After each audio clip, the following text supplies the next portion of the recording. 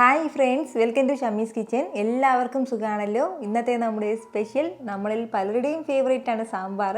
ഏറ്റവും രുചികരമായിട്ട് നല്ലൊരു സാമ്പാർ എങ്ങനെ തയ്യാറാക്കിയെടുക്കണം നോക്കാം.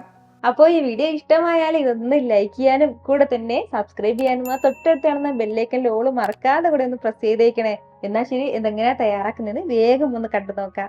നമ്മുടെ ഈ സാമ്പാർ തയ്യാറാക്കാനായിട്ട് ഞാനിപ്പോൾ ഒരു കുക്കർ ഒന്ന് അടുപ്പത്തേക്ക് വെച്ചിട്ടുണ്ട്. ഇതിലേക്ക് നമുക്ക് ആദ്യം ചേർക്കേണ്ടത് സാമ്പാർ പരിപ്പാണ്. ഞാനിപ്പോൾ ഒരു 3/4 കപ്പ് അളവിലാണ് കേട്ടോ സാമ്പാർ പരിപ്പ് എടുത്തിട്ടുള്ളത്. സാമ്പാർ പരിപ്പിൽ തന്നെ നമ്മൾ സാമ്പാർ തയ്യാറാക്കണം, എങ്കിൽ മാത്രമേ ഒരു കറക്റ്റ് ടേസ്റ്റ് നമുക്ക് കിട്ടത്തുള്ളൂ. അപ്പോൾ ഇത് കഴുകിയിട്ട് ഒന്നുമില്ല, ഇത് നമുക്ക് കുക്കറിലേക്ക് ചേർത്തിട്ട് നന്നായിട്ട് ഒരു 2 മിനിറ്റ് ഒന്ന് വറുത്തെടുക്കണം. ഫ്ലെയിം ഒന്ന് മീഡിയത്തിൽ വെച്ചിട്ട് നല്ല രീതിക്ക് ഒന്ന് വറുത്തെടുക്കാവുന്നതാണ്. നമ്മൾ സാധാരണ സാമ്പാർ തയ്യാറാക്കുമ്പോൾ പരിപ്പ് അങ്ങനെ വറുത്തെടുക്കാറില്ല. അപ്പോൾ വറുത്തും വറുക്കാതെയും സാമ്പാർ തയ്യാറാക്കിയതിൽ എനിക്ക് ഏറ്റവും രുചികരമായിട്ട് തോന്നിയിട്ടുള്ളത് ഇതുപോലെ വറുത്ത് നമ്മൾ സാമ്പാർ തയ്യാറാക്കുമ്പോഴാണ്. ഇങ്ങനെ ഒരു 2 മിനിറ്റ് നമ്മൾ ഈ പരിപ്പൊന്ന് വറുക്കുമ്പോഴത്തേക്കും പരിപ്പിൻ്റെ ആ ഒരു പച്ച ടേസ്റ്റ് ഒന്ന് മാറി കിട്ടും. നല്ലൊരു ഫ്ലേവർക്ക് കിട്ടും കേട്ടോ. നമ്മുടെ സാമ്പാറിന് നല്ലൊരു മണം വരട്ടെ. 2 മിനിറ്റ് മാത്രം വറുത്താൽ മതിയാവും. ഇപ്പോൾ ഒരു അല്പസമയം നമ്മുടെ പരിപ്പെല്ലാം ഒന്ന് വറുത്ത് കൊടുത്തിട്ടുണ്ട്. ഇപ്പോൾ നല്ലൊരു ഫ്ലേവറൊക്കെ വന്ന് തുടങ്ങിയിട്ടുണ്ട്. ഇനി നമുക്കിത് വേണ്ടത് കുക്കറിൽ നിന്ന് ഇതൊന്ന് മാറ്റി നന്നായിട്ടൊന്ന് കഴുകിയെടുക്കാവുന്നതാണ്. കഴുകിയെടുത്ത പരിപ്പ് നമുക്ക് കുക്കറിലേക്ക് വീണ്ടും ചേർക്കാം. ഇനി വേണ്ടത് നമ്മുടെ ഈ പരിപ്പൊന്ന് കുക്കറിൽ വേവിച്ചെടുക്കണം. അപ്പോൾ അതിന് വേകാനും ആവശ്യമായിട്ടുള്ള വെള്ളം വെക്കാവുന്നതാണ്. വെള്ളം ചേർക്കുമ്പോൾ പ്രത്യേകം ശ്രദ്ധിക്കേണ്ടത് എപ്പോഴും കൂടുതലായിട്ട് വെള്ളം ചേർക്കരുത്. ഒരുപാട് വെള്ളം ചേർക്കുകയാണെന്നുണ്ടെങ്കിൽ നമ്മുടെ കുക്കറിൻ്റെ അടപ്പിലൂടെ ഇതിങ്ങനെ തെറിക്കും. അപ്പോൾ അങ്ങനെ അതിൻ്റെ പേരിൽ നമ്മുടെ പരിപ്പ് വേകാനും ആവശ്യമായിട്ടുള്ള വെള്ളം മാത്രം വെച്ചാൽ മതിയാവും. 3/4 കപ്പ് പരിപ്പിന് 2 കപ്പ് അളവിലാണ് ഞാനിപ്പോൾ ഇതിലേക്ക് വെള്ളം വെക്കുന്നത്. ഇതിനോടൊപ്പം 1/2 ടീസ്പൂൺ മഞ്ഞൾപ്പൊടി ചേർക്കാം, 1/2 ടീസ്പൂൺ ഉപ്പും കൂടി.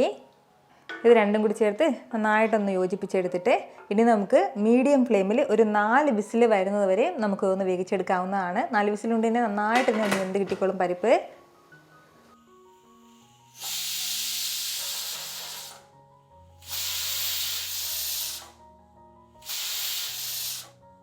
ഇപ്പോൾ ഇതിൽ ഒരു 4 വിസിൽ വന്നിട്ടുണ്ട്. ഇനി നമുക്ക് ഫ്ലെയിം ഒന്ന് ഓഫ് ചെയ്ത് കൊടുക്കാവുന്നതാണ്. ഇതിപ്പോൾ തന്നെ തുറക്കാൻ വേണ്ടി നിൽക്കരുത്. ഇതിൽ കംപ്ലീറ്റ് പ്രഷറും പോയതിന് ശേഷം മാത്രം നമുക്കൊന്ന് തുറക്കാം.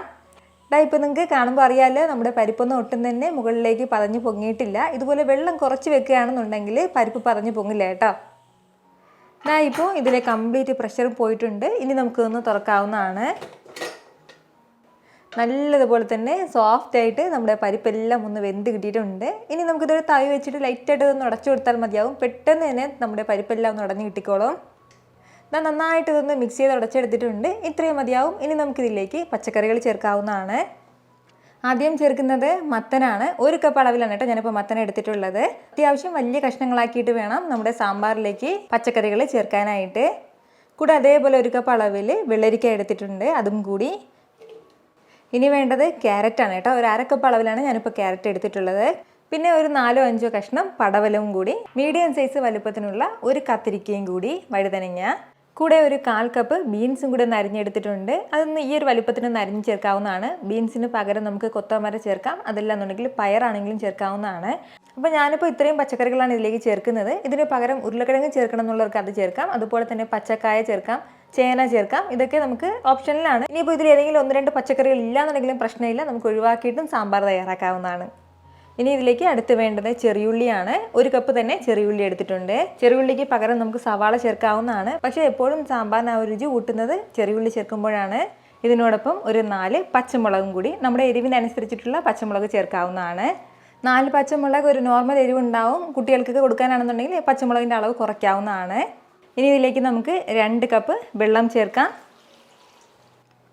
ഇതുപോലെ ആവശ്യത്തിനുള്ള വെള്ളം ചേർത്ത് നന്നായിട്ട് ഒന്ന് ഇളക്കി യോജിപ്പിച്ചെടുക്കാവുന്നതാണ്.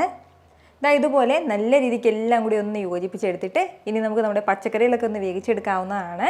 ഹൈ ഫ്ലെയിമിൽ ഒരൊറ്റ വിസിലാണ് കേട്ടോ ഞാനിപ്പോൾ ഇത് വെക്കുന്നത്. കൂടുതൽ വിസിലടിക്കരുത്, എങ്കിൽ പിന്നെ നമ്മുടെ പച്ചക്കറികളൊക്കെ വെന്ത് കുഴഞ്ഞു പോകും. അതൊന്ന് പ്രത്യേകം ശ്രദ്ധിച്ചേക്കണം. എന്നാൽ ശരി, ഇതിങ്ങനെ ഇരുന്ന് ഒരു വിസിൽ വരട്ടെ.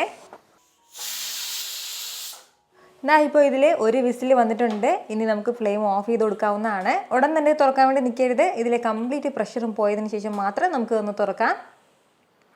ഇപ്പോൾ ഇതിലെ കംപ്ലീറ്റ് പ്രഷറും പോയിട്ടുണ്ട്. ഇനി നമുക്കിതൊന്ന് തുറക്കാവുന്നതാണ്. നല്ല രീതിക്ക് സോഫ്റ്റായിട്ട് തന്നെ നമ്മുടെ പച്ചക്കറികളൊക്കെ ഒന്ന് വെന്ത് കിട്ടിയിട്ടുണ്ട്. ഒരുപാടിട്ട് ഇളക്കി കൊടുക്കേണ്ട ആവശ്യമില്ല, എങ്കിൽ പിന്നെ എല്ലാം കൂടി അങ്ങ് കുഴഞ്ഞു പോകും. ഇതുപോലെ ലൈറ്റായിട്ട് ഒന്ന് മിക്സ് ചെയ്ത് കൊടുത്തിട്ടുണ്ട്. ഇനി നമുക്കിതിലേക്ക് സാമ്പാർ പൊടി ചേർക്കാവുന്നതാണ്. 3 ടേബിൾ സ്പൂൺ സാമ്പാർ പൊടിയാണ് ഞാൻ എടുത്തിട്ടുള്ളത്. വീട്ടിൽ തയ്യാറാക്കിയ സാമ്പാർ പൊടിയാണെങ്കിൽ 3 ടേബിൾ സ്പൂൺ, റെഡിമെയ്ഡ് ആണെങ്കിൽ അതും കുഴപ്പമില്ല, അതും ചേർക്കാവുന്നതാണ്. ഇതിലേക്ക് ഒരു അല്പം വെള്ളം ചേർത്ത് ഒന്ന് മിക്സ് ചെയ്തിട്ട് വേണം സാമ്പാർ പൊടി ചേർക്കാൻ. കൂടെ തന്നെ പുളിവെള്ളം കൂടി ചെറിയൊരു നെല്ലിക്ക വലിപ്പം തന്നെ പുളി എടുത്തിട്ടുണ്ട്. വാളംപുളി വേണം എടുക്കാനായിട്ട്, കുടംപുളി ചേർക്കരുത്. അതിൻ്റെ ഈ ഒരു വെള്ളം കൂടി ചേർക്കാവുന്നതാണ്. ഇനി ഇതിനോടൊപ്പം നമുക്ക് വേണ്ടത് ഒരു മുരിങ്ങക്കായ ആണ്. മീഡിയം സൈസിലുള്ള ഒരു മുരിങ്ങക്കായ എടുത്തിട്ടുണ്ട്. നമ്മൾ ഫസ്റ്റിലെ പച്ചക്കറി വേവിച്ച സമയത്ത് മുരിങ്ങക്കായ ചേർക്കുകയാണെന്നുണ്ടെങ്കിൽ നന്നായിട്ട് അതൊന്ന് വെന്ത് കുഴഞ്ഞു പോകും. അതിൻ്റെ പേരാണ് ഇപ്പോൾ ചേർക്കുന്നത്. ഇളം മുരിങ്ങക്കായ ആണെന്നുണ്ടെങ്കിൽ മാത്രമേ ഇപ്പോൾ ചേർത്ത് തിളപ്പിക്കാൻ പാടുള്ളൂ. അതല്ല നല്ല ഹാർഡായിട്ടുള്ള മുരിങ്ങക്കായ ആണെന്നുണ്ടെങ്കിൽ നമ്മുടെ പച്ചക്കറിയുടെ കൂടെ തന്നെ ചേർത്ത് നമുക്ക് വേവിച്ചെടുക്കാവുന്നതാണ്. അത്യാവശ്യം വലിയ സൈസിൽ ഒരു തക്കാളിയും കൂടി ചേർക്കാം. നമ്മൾ നേരത്തെ ചേർത്ത ആ ഒരു ഉപ്പ് തികയില്ല. ഉപ്പ് നോക്കിയിട്ട് ഒരു 1/4 ടീസ്പൂൺ അളവിൽ ഉപ്പ് ചേർക്കാം. അപ്പോൾ ഇത് ഇത്രയും ചേർത്തിട്ട് നല്ല രീതിക്ക് നമുക്കൊന്ന് തിളപ്പിച്ചെടുക്കാവുന്നതാണ്. ഫ്ലെയിം ഒന്ന് മീഡിയത്തിൽ വെച്ചിട്ട് ഒരു 5 മിനിറ്റ് ഒന്ന് തിളപ്പിക്കാം. ഹൈ ഫ്ലെയിമിൽ വെക്കരുത്, എങ്കിൽ പിന്നെ ഇതങ്ങ് പെട്ടെന്ന് വറ്റിപ്പോകും. മീഡിയം ഫ്ലെയിമിൽ വെച്ചിട്ട് ഒരു 5 മിനിറ്റ് തിളപ്പിച്ചെടുക്കാം. ഇതിപ്പോൾ ഇങ്ങനെ ഒന്ന് തിളയ്ക്കാൻ തുടങ്ങിയിട്ട് ഏകദേശം ഒരു 5 മിനിറ്റോളം ആയിട്ടുണ്ട്. ഇത്രയും തന്നെ ഇത് മതിയാവും. ഇനി ഇതിനോടൊപ്പം ചെറിയൊരു പീസ് അളവിൽ ശർക്കരയും കൂടി ചേർക്കാവുന്നതാണ്. നമ്മൾ ഈ ശർക്കരത്തിലേക്ക് ചേർക്കുമ്പോഴത്തേക്കും ആ എരിവും പുളിയും മസാല ഒക്കെ നന്നായിട്ടൊന്ന് ബാലൻസ് ആയി കിട്ടും കേട്ടോ. അപ്പോൾ ശർക്കരയ്ക്ക് പകരം പഞ്ചസാര ആണെങ്കിൽ പഞ്ചസാര ചേർക്കാവുന്നതാണ്. പഞ്ചസാര ആണെന്നുണ്ടെങ്കിൽ ഒരു 1.5 ടീസ്പൂൺ ചേർത്താൽ മതിയാവും. ഇനി ഇതെല്ലാം കൂടി നല്ല രീതിക്ക് ഒന്ന് യോജിപ്പിച്ചെടുത്ത് കഴിഞ്ഞാൽ പിന്നെ നമുക്കിതിലേക്ക് താളിച്ചും കൂടി ചേർക്കാം. ഞാനിപ്പോൾ ചെറിയൊരു ചീനച്ചട്ടി അടുപ്പത്തേക്ക് വെച്ചിട്ടുണ്ട്. ഇതിലേക്ക് നമുക്ക് 1 ടീസ്പൂൺ എണ്ണ ആദ്യം ചേർക്കാം. എണ്ണ ഒന്ന് ചൂടായി വരുമ്പോഴത്തേക്കും പിന്നെ നമുക്കിതിലേക്ക് ചേർക്കേണ്ടത് വെണ്ടയ്ക്കയാണ്. 3 വെണ്ടയ്ക്ക എടുത്തിട്ടുണ്ട്. വെണ്ടയ്ക്ക നമ്മൾ ഫസ്റ്റിലെ പച്ചക്കറികളുടെ കൂടെ ചേർത്ത് നമ്മൾ വേവിക്കുകയാണെന്നുണ്ടെങ്കിൽ അത് നന്നായിട്ട് വെന്തുടഞ്ഞ് കുഴഞ്ഞു പോകും കേട്ടോ. അതിൻ്റെ പേരിലാണ് ഇതുപോലെ ഒന്ന് വഴറ്റി അതിൻ്റെ ആ ഒരു സ്റ്റിക്നെസ് ഒക്കെ ഒന്ന് മാറ്റിയിട്ട് സാമ്പാറിലേക്ക് ചേർക്കുന്നത്. ഇപ്പോൾ നമ്മുടെ ആ വെണ്ടയ്ക്കയിലുണ്ടായിരുന്ന ആ ഒരു സ്റ്റിക്നെസ് ഒക്കെ മാറി നന്നായിട്ടൊന്ന് വഴണ്ട് കിട്ടിയിട്ടുണ്ട്. ഇനി നമുക്ക് നേരെ സാമ്പാറിലേക്ക് ചേർക്കാവുന്നതാണ്. താളിച്ച് ചേർക്കാനായിട്ട് 2 ടേബിൾ സ്പൂൺ വെളിച്ചെണ്ണ ചേർക്കാം. എണ്ണ ഒന്ന് ചൂടായി തുടങ്ങുമ്പോഴത്തേക്കും 1 ടീസ്പൂൺ കടുക് ചേർക്കാവുന്നതാണ്. കടുക് പൊട്ടി തുടങ്ങുമ്പോൾ ഒരു 3 വറ്റൽമുളക്, കൂടെ ഒരു അല്പം കറിവേപ്പിലയും കൂടി നന്നായിട്ട് ഇതെല്ലാം കൂടി ഒന്ന് വറുത്ത് കൊടുക്കാം. ഇനി നമുക്ക് ഫ്ലെയിം ഓഫ് ചെയ്യാവുന്നതാണ്. ഓഫ് ചെയ്തിട്ട് ഇതിലേക്ക് കുറച്ച് പൊടികൾ ചേർക്കണം. 1/2 ടീസ്പൂൺ കായപ്പൊടി ചേർക്കാം. 1/4 ടീസ്പൂൺ മുളക് പൊടി, ഒരു 2 പിഞ്ച് അളവിലും മാത്രം ഉലുവാപ്പൊടിയും കൂടി. ഉലുവാപ്പൊടിയുടെ അളവ് കൂടണ്ട, എങ്കിൽ പിന്നെ കയ്പുണ്ടാവും. അതിൻ്റെ പേരിൽ 2 പിഞ്ച് അളവിൽ മാത്രം ചേർക്കാം. ഇനി വേണ്ടത് ഒരു 1/4 ടീസ്പൂൺ ചെറിയ ജീരകം പൊടിച്ചതും കൂടിയാണ്. അപ്പോൾ ഇത് ഇത്രയും ചേർത്ത് നന്നായിട്ട് ഒന്ന് വറുത്ത് കൊടുക്കാവുന്നതാണ്. ഇതിപ്പോൾ ഈ കടായുടെ ചൂടുകൊണ്ട് തന്നെ നമ്മുടെ മസാലയൊക്കെ നന്നായിട്ടൊന്ന് മൊരിഞ്ഞ് കിട്ടും. ഫ്ലെയിം വെക്കുകയാണെന്നുണ്ടെങ്കിൽ ഇതെല്ലാം കരിഞ്ഞു പോകും. അതിൻ്റെ പേരിലാണ് പ്രത്യേകിച്ച് ഞാനത് ഓഫ് ചെയ്യണമെന്ന് പറയുന്നത്. ഇതുപോലെ എല്ലാം കൂടി ഒന്ന് മിക്സ് ചെയ്തിട്ട് ചൂടോടുകൂടി തന്നെ നമ്മുടെ താളിച്ചത് സാമ്പാറിലേക്ക് ചേർക്കാവുന്നതാണ്. സാമ്പാറിലേക്ക് മല്ലിയില ചേർക്കണം എന്നുണ്ടെങ്കിൽ ഇപ്പോൾ നമുക്ക് ചേർക്കാവുന്നതാണ്. ഞാനിപ്പോൾ ചേർക്കുന്നില്ല. നമ്മുടെ ഈ താളിച്ചതും ചേർത്തിട്ട് എല്ലാം കൂടി നല്ല രീതിക്ക് തന്നെ ഒന്ന് യോജിപ്പിച്ചെടുക്കണം. ഇത്രയും ആയിക്കഴിഞ്ഞാൽ നമ്മുടെ സൂപ്പർ ടേസ്റ്റി ആയിട്ടുള്ള സാമ്പാർ ഇവിടെ റെഡി ആയിട്ടുണ്ട് കേട്ടോ. സെർവ് ചെയ്യുന്ന സമയത്തോ അല്ലാന്നുണ്ടെങ്കിൽ ഈ ചൂടോടുകൂടിയോ ഇതിലേക്ക് 1 ടേബിൾ സ്പൂൺ നെയ്യും കൂടി ചേർക്കുകയാണെന്നുണ്ടെങ്കിൽ സാമ്പാറിൻ്റെ രുചി ഇരട്ടിക്കും കേട്ടോ. വളരെ രുചികരമായിട്ടുള്ള ഒരു സാമ്പാർ റെസിപ്പിയാണ്. ചോറിൻ്റെ കൂടെയോ ഇഡ്ഡലിയുടെയോ ദോശയുടെയോ അപ്പത്തിൻ്റെയോ എന്തിൻ്റെ കൂടെ വേണമെങ്കിലും നല്ല ബെസ്റ്റ് കോമ്പിനേഷനാണ്. ഇതുപോലെയല്ല നിങ്ങൾ സാമ്പാർ തയ്യാറാക്കുന്നുണ്ടെങ്കിൽ ഉറപ്പായിട്ടും ഈ ഒരു രീതിക്കൊന്ന് സാമ്പാർ തയ്യാറാക്കി നോക്കണം. എന്നിട്ട് നിങ്ങളുടെ ഫീഡ്ബാക്ക് എനിക്കൊന്ന് മറക്കാതെ അറിയിക്കും വേണം കേട്ടോ. കാരണം നിങ്ങളുടെ ഫീഡ്ബാക്ക് കാണുമ്പോഴായിരിക്കും അത് മറ്റുള്ളവർക്കും തയ്യാറാക്കി നോക്കണം എന്നുള്ളൊരു പ്രചോദനം ഉണ്ടാകുന്നത്. ഇത്ര എളുപ്പത്തിലും രുചികരമായിട്ടാണല്ലേ നമ്മൾ തയ്യാറാക്കി എടുത്തിട്ടുള്ളത്. അപ്പോൾ ഇത് ഇഷ്ടമായാൽ ഇതൊന്ന് ലൈക്ക് ചെയ്യാനും കൂടെ തന്നെ നിങ്ങളുടെ ഫ്രണ്ട്സിനും ഫാമിലിക്കും എല്ലാവർക്കും ഇതൊന്ന് ഷെയർ കൂടി ചെയ്ത് കൊടുത്തേക്കണം. ഇതുപോലുള്ള റെസിപ്പിക്ക് വേണ്ടിയിട്ട് നമ്മുടെ ഷമീസ് കിച്ചൻ ചാനൽ ഫോളോ ചെയ്യാനും സബ്സ്ക്രൈബ് ചെയ്യാനൊന്നും ആരും മറക്കരുത്.